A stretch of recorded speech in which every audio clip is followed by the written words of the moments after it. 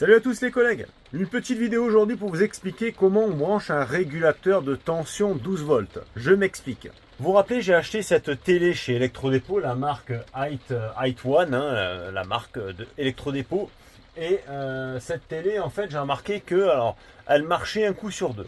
Alors, ce qui se passe, c'est que cette télé, alors c'est indiqué clairement sur une petite étiquette, tu vois, je vais te montrer. L'utilisation d'une alimentation 12 volts DC est obligatoire en cas de branchement du téléviseur dans un véhicule. Alors là où c'est complètement fou, c'est que c'est marqué clairement TV 12 volts pour camping-car et tout sur la boîte. Mais en définitive, si tu as une tension qui est trop élevée, eh ben, ça ne marchera pas.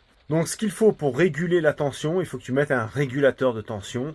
Puisque moi j'ai remarqué que dès qu'on arrivait à 14 volts, la télé s'éteignait. Enfin, l'indicateur veilleuse en fait était éteint. Alors là tu vois tout le schmilblick que j'ai dû faire. Donc le régulateur de tension il est ici, tu vois il est branché ici. Donc ce qu'il faut c'est que tu arrives avec ton 12 volts, tu rentres dedans et après tu ressors. Et en effet j'ai pris les mesures et avec le multimètre on est stabilisé à 12 volts. Donc là ça marche impeccable puisque là elle s'éteint plus. Alors moi ce que j'ai fait, là ici j'ai mis une petite enceinte JBL parce que le son d'origine de la télé, c'est pas terrible. Donc pour terminer au niveau de mon installation de la télé, alors je te montre un petit peu le schmilblick. Ici, mon arrivée 12 volts est là.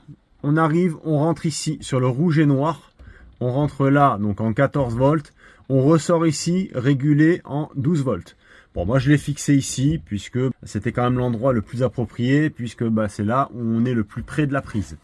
Et ensuite, on rentre ici avec la prise 12 volts. Ça, c'est l'Amazon Stick TV, l'Amazon Fire Stick, qui, elle, est raccordée ici en USB.